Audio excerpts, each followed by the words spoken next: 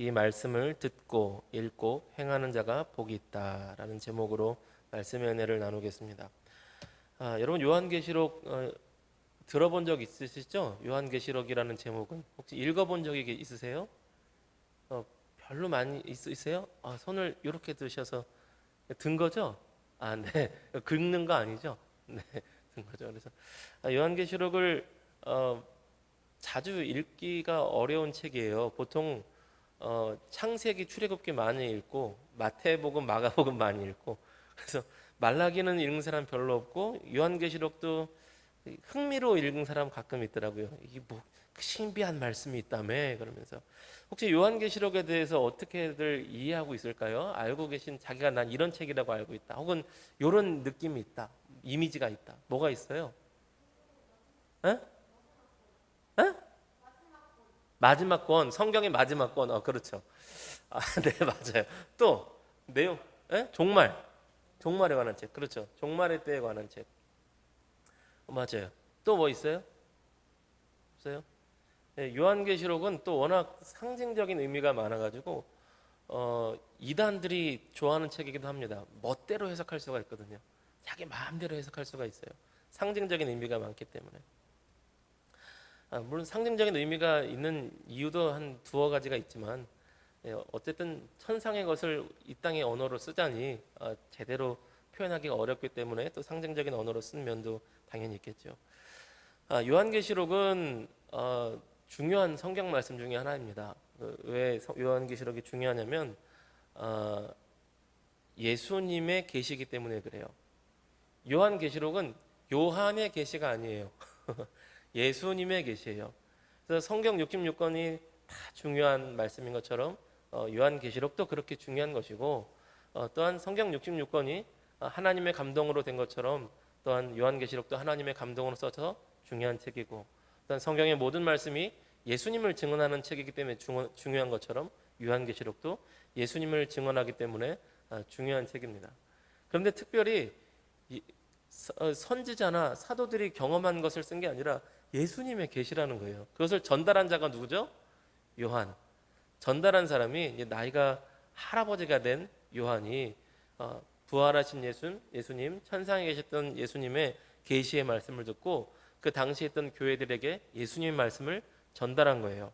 우리 1절, 2절 말씀 한번 다시 볼까요? 1절, 2절 한번 다시 읽어보겠습니다. 1절, 계시록 1장 1절, 2절 다시 읽어봐요. 시작. 예수 그리스도의 계시라. 이는 하나님이 그에게 주사 반드시 속히 될 일들을 그 종들에게 보이시려고 그의 천사를 그 종 요한에게 보내어 알게 하신 것이라. 요한은 하나님의 말씀과 예수 그리스도의 증거 곧 자기가 본 것을 다 증언하였느니라. 아멘. 예수님의 계시라, 예수 그리스도의 계시라 애초에 밝히고 시작을 했어요. 애매모호하게 내가 사실 예수님 같은 존재야 뭐 이런 게 아니라 예수님의 계시라, 그 종들에게 주시는 말씀이라 아예 딱 밝히고 시작했어요. 그래서 오해하면 안 돼. 예수 그리스도께서 말씀하신 내용이고 예수 그리스도께서 그 종들과 교회들에게 하시고 싶은 말씀이에요. 그럼 또 이럴 수 있어요. 계시가 뭐예요? 계시가 뭐 장사를 계시했다는 거예요? 뭐 이럴 수 있는데 그 계시는 아니고요. 이게 어떤 의미냐면 이렇게 연극이나 그 극장에 가면 이렇게 막이 쳐져 있잖아요. 우리 커튼 쳐져 있는 것처럼. 근데 만약에 우리 여기 예배당 앞에가 이렇게 커튼이 딱 쳐져 있으면 커튼 뒤에가 안 보이겠죠.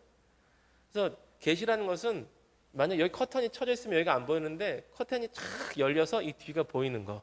그게 계시예요. 그러니까 하나님 나라의 천상의 일과 하나님의 뜻이 안 보이는데 하나님이 열어주셔서 보여주신 거야. 그게 계시예요. 근데 밑에 보니까 예언이라고도 해요.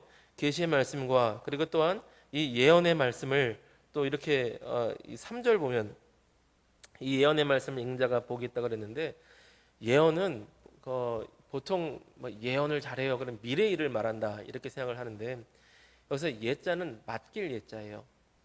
은행에 예금한다 그러잖아요. 은행 예금, 돈을 맡기는 게 예금이고 하나님께서 말씀을 맡겨주신 거예요. 그러면 맡겨주신 말씀에는 미래에 대한 말씀도 있을 수 있어요. 왜냐면 하나님께서 알려주신 거니까. 미래에 대한 말씀도 있는데 미래에 대한 얘기만 하는 게 예언이 아니라 훈계의 말씀도 있고 책망의 말씀도 있고 격려의 말씀도 있고 인도하시는 말씀도 있을 수 있어요. 만약에 우리 어떤 한 사람이 나는 쓰레기 같은 인간이에요. 나는 망해야 돼. 난 죽어도 싸요. 그러고 있는데 제가 만약에 기도하다가 야, 내가 그와 함께한다. 내가 그를 사랑한다. 라는 말씀을 받았어. 그러면 아무개야, 하나님이 너 여전히 사랑하신데 너의 인생을 하나님이 복되게 하실 거래. 그럼 이거 예언이에요. 미래에 대한 말만 예언이 아니라 맡겨주신 말씀을 전달하는 거잖아요.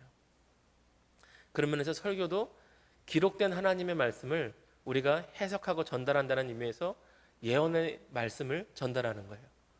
하나님 맡겨주신 말씀, 기록된 말씀, 성경 말씀을 잘 이해할 수 있도록 풀어서 전달해 주는 거니까 선지자적인 예언의 사역을 감당하고 있는 거죠.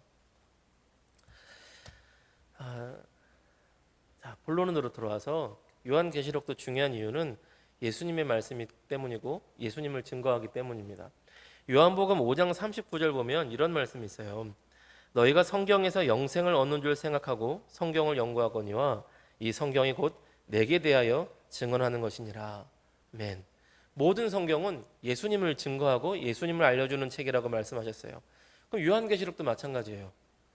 요한계시록 읽으면서 뭐를 찾아야 되냐면 예수님께서 말씀해 주신 뜻을 찾아야 되고 예수님을 알아가는 게 목적이 돼야 돼요. 그런데 예수님께서 하실 일에 대해서 그 하실 일이 여기서 이제 종말의 때와 마지막 때에 대한 이야기가 나오죠. 그리고 예수님의 너무나 사랑하시는 신부, 어린 양의 신부가 이제 계시록에서 나오거든요. 어린 양의 신부된 교회, 너와 나의 관계, 내가 앞으로 너희를 어떻게 살아갈지 그 이야기가 요한계시록의 핵심이에요. 그걸 중심으로 봐야 됩니다. 그래서 우리가 앞으로 요한계시록을 살펴볼 텐데 설교를 통해서든 여러분이 성경을 읽든 혹시 나중에 큐티 본문으로 나오든 여기에 중점을 맞추고 계시록 말씀을 읽길 바랍니다. 요한계시를 통해서 예수님을 알아가야 돼요. 예수님을 중점으로 예수님이 관심 갖는 교회, 예수님이 하실 일 마지막 때에 대해서 예수님을 중심으로 요한계시록을 볼 수 있는 그런 믿음의 사람들이 되기를 바랍니다. 예수님의 마지막 날에 하실 일, 이 마지막 때라 그랬는데 우리 식으로 하면 종말이죠. 곧 하실 일, 종말의 때라 그랬는데 종말이 올까요?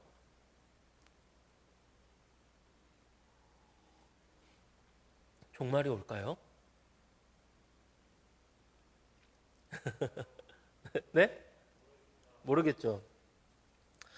이게 왜 모를 것 같냐면 우리가 일반적으로 생각하는 종말의 이미지와 또 성경이 말하는 마지막 때의 말씀이 달라서 그래요.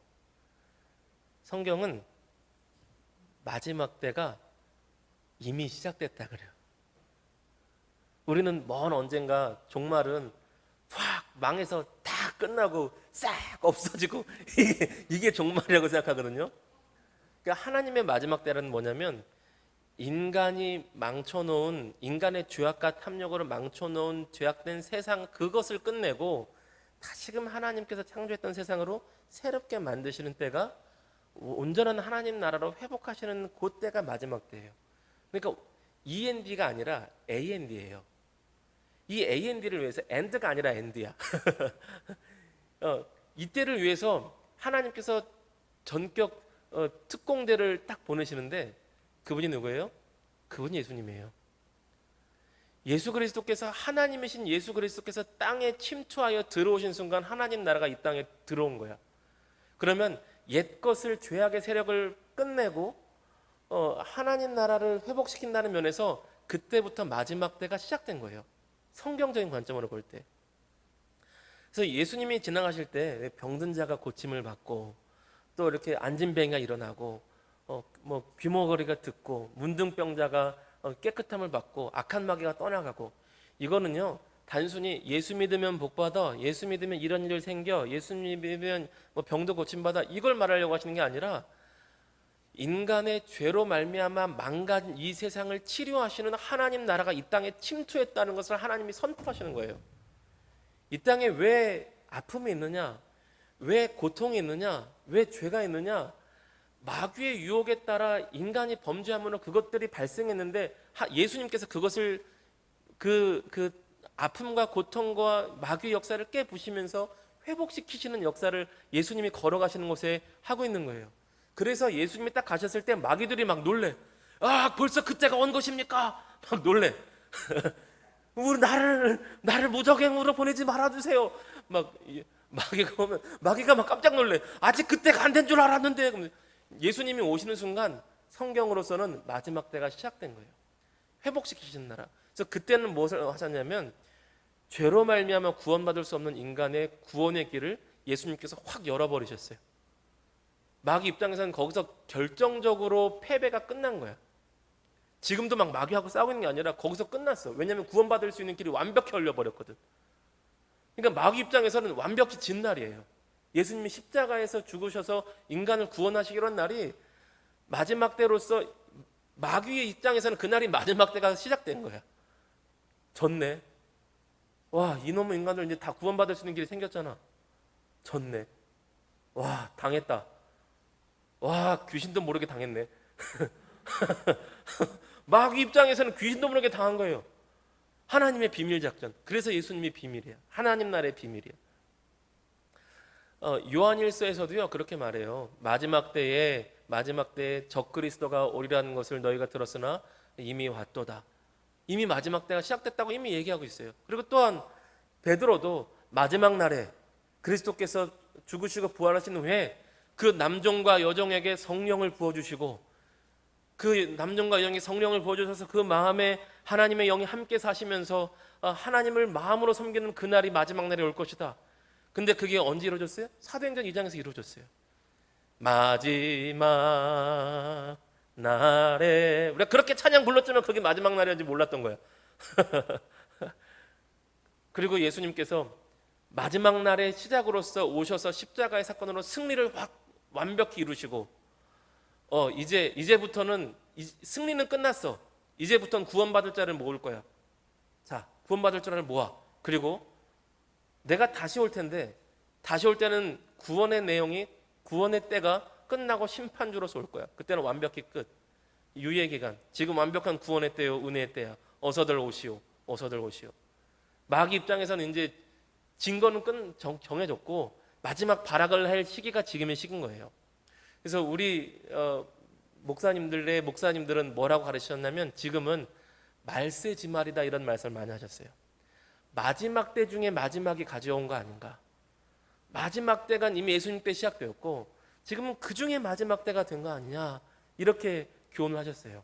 그러니 처처에 기근이 나고 처처에 난리가 나고 더욱더 심각한 난리가 날 것이며 처처에 내가 그리스도다, 내가 하나님이다, 내가 구원자다 이런 인간들이 더 많아질 것이며 이때를 보니 점점 더 심해지는데 마지막 때 중에서도 마지막 때가 가까이 온 건 아니겠느냐. 곧 그리스도께서 다시 오실 때가 된 건 아니냐 이런 말씀을 저희 선대 목사님들이 하셨어요. 근데 정말 그런 것 같아요.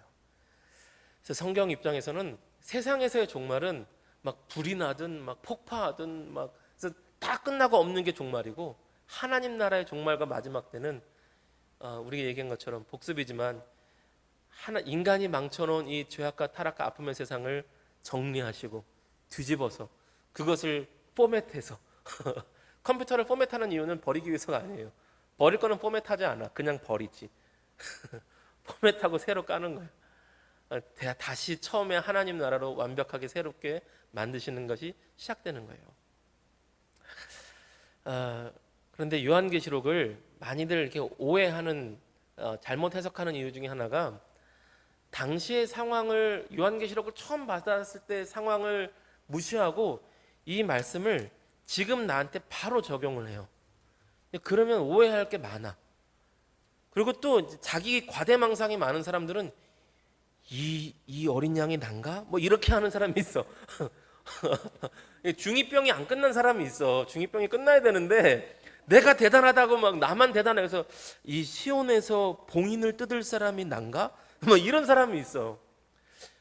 이게 다니엘서하고 굉장히 연결이 많이 되는데요. 다니엘서에는 이 말씀을 인봉하라 그렇게 하세요. 인봉해서 딱 도장 쳐서 막아놔서 아무도 다시 열지 말게 하라. 그런데 요한계시록에서 그 인봉한 말씀이 다시 등장해요. 나중에 보면 막 요한도 울고 막 다 울어. 이거를 인봉할 것을 뜯을 수 있는 자가 없도다. 그때 죽임 당했던 어린 양이 등장해요. 그리고 그분이 뜯어. 그분이 누구예요? 예수 그리스도. 예수 그리스도. 죽임 당했던 어린 양께서 그 인봉을 뜯어서 계시의 말씀을 주세요. 그래서 7대접, 7나팔 이 말씀들을 다 주시는 거예요. 근데 지가 나와서 이게 난가? 이런 애들이 있어요. 지금도 있어. 그걸 또 믿고 따라가는데 좀 안타까워요. 근데 천상의 말씀을 받기 때문에 상징적인 이야기도 있고, 또 하나는 당시의 상황 때문에 상징적인 이야기를 쓸 수밖에 없었어요. 막 짐승이 나오고 666이 나오고 막 천년 막 이런 게 나오는데, 1차적으로는 천상의 예배를 받기 때문에 인간의 언어로 쓰기 한계가 있어서, 또 하나 당시의 역사적인 상황에 한계가 있어서 당시 역사적으로 상황을 파악할 줄 알아야 돼요. 여러분, 사람이요, 상황을 파악할 줄 알아야 되고요, 분위기를 파악할 줄 알아야 돼요. 이게 이제 나이가 먹는다는 게 상황을 파악할 줄 알고 분위기를 파악하는 기술이 늘어가요. 처세술도 늘어가지만. 그래서 힘든 친구 위로해야 돼, 이것만 하나만 알고 있다가 장례식 가가지고 친구가 힘들어하고 있다고 위로해줘야지 막 개그하고 몸개그하고 막 웃겨주려고 그러고, 얼마나 이상해요.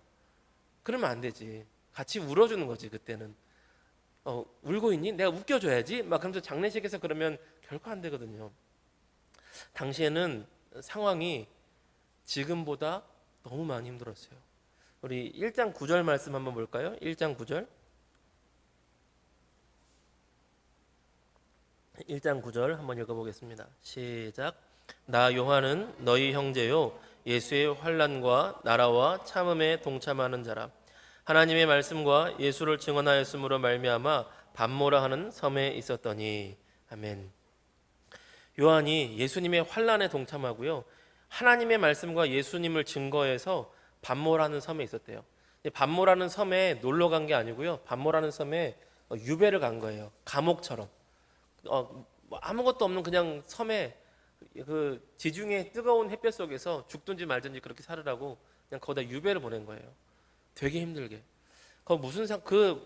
그나마 요한이나 되니까 사람들이 그나마 대접을 해줘서 바로 죽이지 않고 거기다 보냈는데, 예수를 믿는다고 하면 잔인하게 죽였던 시대예요. 근데 죽이기 전에는 무슨 일을 했냐면, 당시에 길드라는 게 있었어요. 길드. 그랬는데 거기에 가입을 안 시켜줘. 거기 가입을 안 시켜주면 무슨 일이 벌어지냐면 상거래를 못해. 사고팔고를 못해요. 우리가 음식을 사야 되잖아. 장사를 해도 사야 되잖아. 근데 우리가 지금 사는데, 너 교회 다녀? 마트에서 뭐 사지 마. 너 교회 다녀? 너 세금 50% 내. 너 교회 다녀? 신용카드도 쓰지 마. 대출도 하지 마. 너 교회 다녀? 너 차 기름도 안 넣어줘. 쌀도 안 팔아. 얼마나 힘들었겠어요. 교회 다니는 애가 저기 장사한다고 했대. 야, 저기서 팔아주지 마. 이렇게 돼버린 거예요. 먹고 살기도 힘들었어요. 그런데도 마음에 안 들어. 교회 다녀? 야, 그럼 다 잡아 죽여. 저기 노예로 팔아버려. 사형시켜. 호랑이 사자 밥으로 던져버려. 그게 당시였어요. 왜 그렇게 교회 예수 믿는 사람들을 싫어했을까요? 이유가 간단해요. 황제를 신으로 섬기지 않는다고. 로마 황제가요, 참 머리가 좋은 게 모든 문화를 인정해주고 모든 종교를 다 인정해줬어요. 야, 불교 믿어도 돼, 이슬람교 믿어도 돼, 뭐 믿어도 돼, 뭐 다 믿어도 돼. 근데 다 믿어도 되는데 한 가지만 더해. 황제를 신으로 섬겨. 그것만 하면 다 해도 돼. 야, 나 황제를 얼마나 열심히 섬겨볼래? 황제를 신으로 얼마나 열심히 섬겨볼래? 그러면 막 도시들에서 막 난리가 났어. 저요, 막 제가 황제님을 뭐 하나님으로 믿고 주님으로 경배하고 살겠어요. 막 난리가 나. 왜 난리가 나냐면, 황제 숭배를 열심히 하는 도시에다가 황제를 숭배를 잘 할 수 있는 신전을 지어줘요. 엄청 멋있게. 엄청 멋있게. 우리나라에도 한 70년대 80년대 2층 건물이 많지 않았거든요. 근데 막 3, 4층 되는 막 빌딩 막 큰 신전으로 막 어마어마하게. 그 신전만 져주는 게 아니라 딱 신전이 생기고 나면, 우리나라도 왜 신도시 들어오면 그 동네가 발전하고 전철이 들어오면 그 동네 발전하는 것처럼, 야, 황제의 신전이 있었는데 가난한 동네면 안 되지. 야, 거기다가 한 1,000억 좀 뿌려. 달달이 1,000억 좀 뿌려. 막 그럼 도시가 부강해지는 거예요. 그러니까 사람들이 황제한테 더 아부해. 우리는 황제를 주님으로 섬겨요. 막 난리쳐. 더 부강하게 살 수 있어. 더 편하게 살 수 있어. 근데 하필 우리 나중에 2장 3장에 가면 7교회 편지를 하는데 7교회가 대부분 다 그런 동네예요. 대부분 그런 동네야. 근데 그 와중에 기독교인들이라는 애가 등장해가지고 뭐 대단해 보이지도 않는데 우리는 당신을 황제로서 왕으로서 섬기고 왕으로서 당신의 말에 존중하겠지만 우리의 주님은 부활하신 예수 그리스도 한 분뿐입니다. 이런 애들이 등장한 거예요. 황제 입장에서 얼마나 마음에 안 들어. 결국 그래서 그 고통받는 시간을 겪게 돼요. 그렇게 해서 가난하게 살고 고통받고 죽어가고 호랑이 밥 사자밥이 되고 사형당하는 상황인데 그 가운데 예수님의 말씀을 받았어요. 야, 나는 더 이상 살 소망이 없고 교회는 다 끝났어. 교회는 다 망했어. 둘 중에 하나지. 황제도 믿고 예수님도 믿던가 아니면 야, 여기서 이제 앞으로는 목숨을 부지할 수 없을 거야. 살 수 없을 거야. 그때 예수님 말씀을 받은 거예요. 근데 예수님께서 야, 너네 힘들지 어떡하냐. 아유, 근데 방법이 없다. 이러신 게 아니라 야, 내가 진정한 왕이야. 죽음? 나는 죽었다가 부활한 자야. 내가 진정한 역사의 주관자야. 걔네가 심판한다고? 내가 진정한 심판자야. 예수님이 이러고 나오신 거예요. 근데 이 말을 교회가 서로 읽어야 되는데 마음 편히 그 편지를 그 예수님 말씀을 교인들이 읽을 수 있었을까요? 교회를 나가기만 해도 죽어. 근데 예수님의 말씀을 받았다는데 예수님의 말씀이 로마 황제가 진정한 왕이 아니라 예수님이 왕들 중에 왕이야. 예수님이 심판자 중에 심판자야. 역사의 최종 심판자는 예수님이시며 그 황제가 좋은 것을 공급한다고 진짜 생명의 열매를 공급해 주실 분은 나야. 예수님께서 이렇게 말씀하셨어요. 근데 이 말씀을 그리고 그 죄악의 권세는 결국 그리스도 예수의 발 앞에 다 심판받을 거야. 로마 황제 예수님이 밟으시면 끝나. 이런 말씀을 받았는데 이 말씀을 마음껏 읽을 수가 없었던 거예요. 당장 북한에만 가도 그래요. 당장 북한에만 가서 이거 이렇게 끼고 걸어가면 몇 분 안에 없어져요. 이 사람 북한에 가서 이 사람 사라져요. 죽든가 생체 실험 당하든가 아오지 탄광 가 있든가. 근데 거기서 만약에 편지로 예수님께서 김일성 공산당 정권을 곧 물리치시리라. 예수님께서 김일성 공산당의 권세를 다 밟으시리라. 진정한 심판자 권세자는 예수님이시다. 이런 편지를 서로 읽어본다고요? 못하는 거예요. 그래서 천상의 메시지이기 때문에 상징적인 표현으로 쓴 것도 있지만 사람들의 눈을 피하기 위해서 어렵게 만들기 위해 상징적인 표현으로 쓴 것도 있어요. 당시의 상황이 그래. 그런 상황 가운데 우리 오늘 1장 3절 말씀이 있는 거예요. 2절 3절 한번 읽어보실까요? 2절 3절 2절 3절 같이 읽어볼게요. 시작. 요한은 하나님의 말씀과 예수 그리스도의 증거 곧 자기가 본 것을 다 증언하였느니라.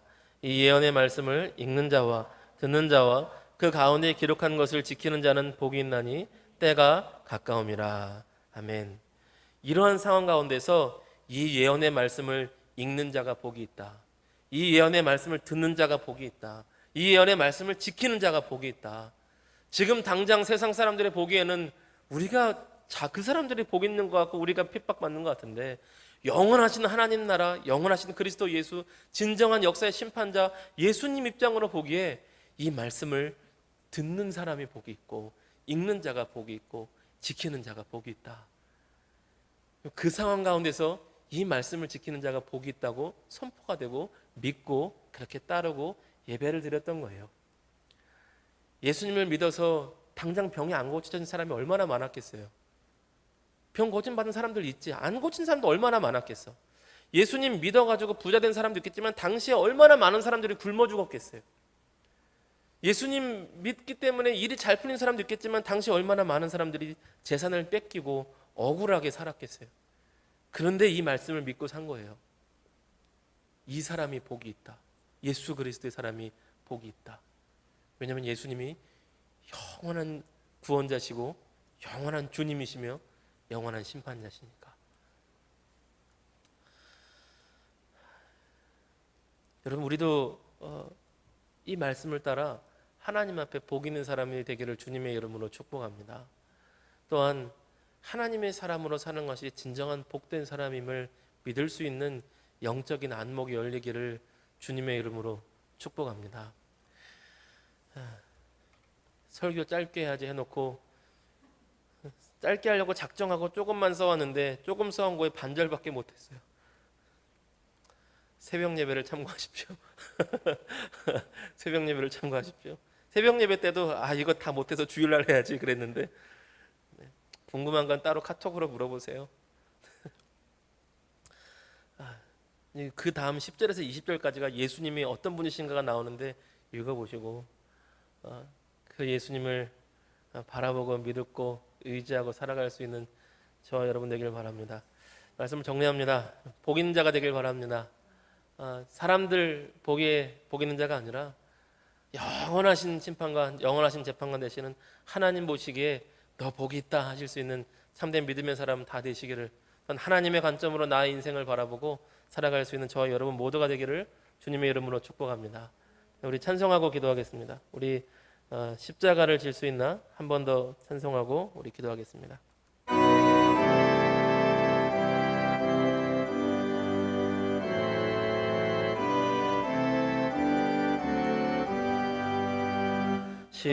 십자가를 질 수 있나 주가 물어보실 때 죽기까지 따르오리 성도 대답하였다.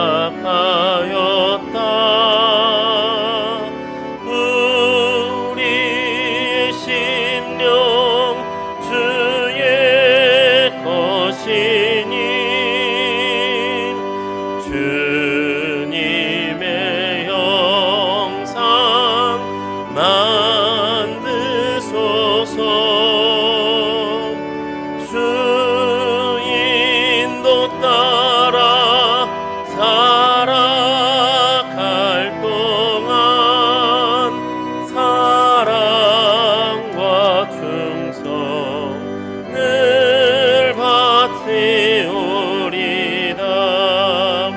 너는 기억하고 있나 구원받은 강도를 그가 회개하였을 때 낙원 허락받았다.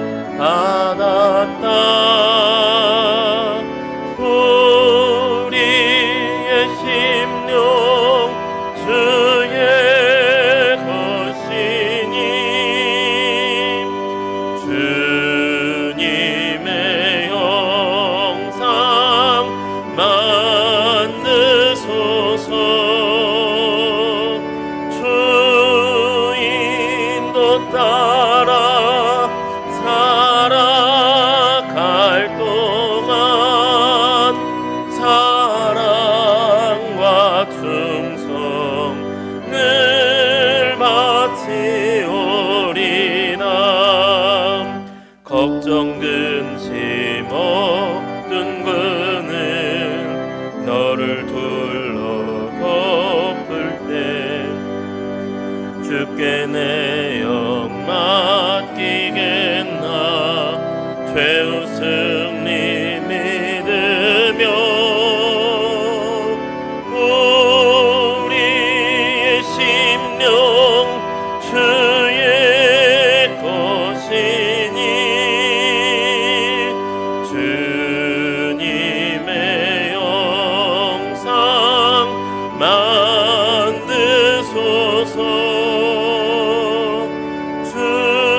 주인도 따라 살아갈 동안 사랑과 충성을 바치오리다.